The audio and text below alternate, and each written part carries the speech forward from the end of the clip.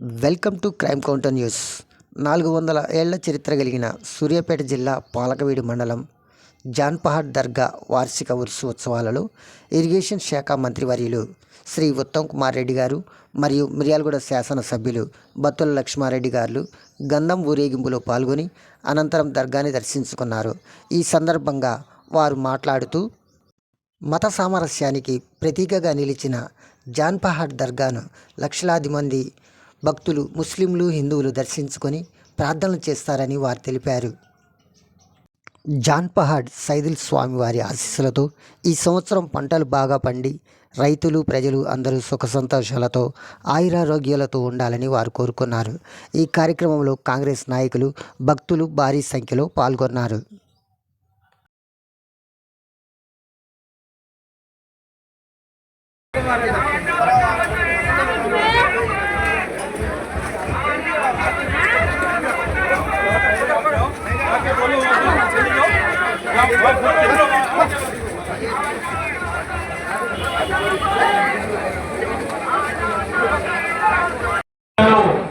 రాష్ట్ర మంత్రులు ఉత్తమ్ కుమార్ రెడ్డి గారు 20 తేదీ వచ్చినప్పుడు ఎంతో ప్రయాసంతో మన లిఫ్ట్ కూడా సందర్శించారు. వారిని ఆ లిఫ్ట్ విషయాలు, మండల అభివృద్ధి, అన్ని రకాల విషయాలు ఇప్పుడు కూడా ప్రజలకు వారి అమూల్యమైన సందేశాలు ఇస్తారు. మంచి రేట్ రావాలని దర్గాలో పూజ చేయడం జరిగింది. ఈ దర్గా రాష్ట్రంలో మత సామరస్యానికి ప్రతీక. ఈరోజు 4-5 లక్షల మంది భక్తులు వస్తాయి. ముస్లింలు ఎంతమంది వస్తారు, హిందువులు ఎంతమంది వస్తారు. రాష్ట్రంలో చాలా పెద్ద పెద్ద వాళ్ళు ఈ దర్గా మీద వాళ్ళ పేరు పెట్టుకున్నారు.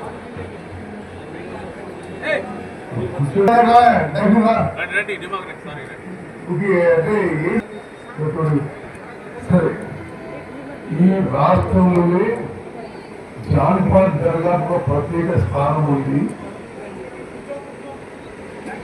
ఈ దర్గాకి నేను 10 ఏళ్ళుగా నాకు ఎంత చేతనైతే దినదినాభివృద్ధి చెందుతూ భక్తులకు మంచి సౌకర్యాలు కల్పించే విధంగా మేము ముందుకు పోతున్నాము.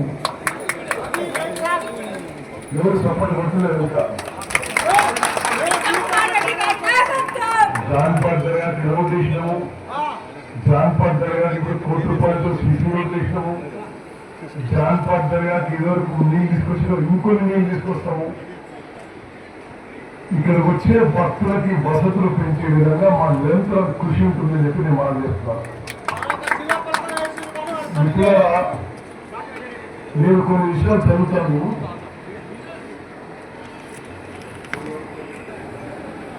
మనం చేసిన పనులు జాన్పహాడ్ జవహర్ లిఫ్ట్, జవహర్ లాల్ నెహ్రూ గారి పేరు పెట్టిన